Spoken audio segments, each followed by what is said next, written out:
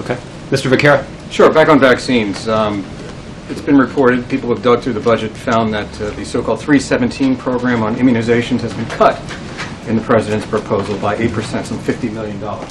If the President believes that everybody should get vaccinated, why would he cut that program? Yeah, Mike, I'm glad you asked that question. And the reason is that we can take away funding for that program because of the Affordable Care Act. The Affordable Care Act actually guarantees that every citizen in this country has access to free preventative care, including the measles vaccine.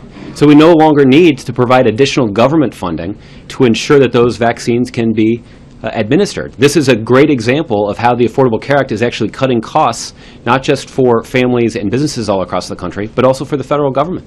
And yet the CDC, in its recommendation on the budget, asks for not less money, but more money. Are they unaware of the beneficial effects of the Affordable Care Act, as you described it? Well, you'd have to ask them about why they support, why they believe additional funding is necessary. But the fact of the matter is, no longer, or I mean, to the extent that anybody was using money as an excuse to not get their kids vaccinated, thanks to the Affordable Care Act, they don't have to worry about that anymore.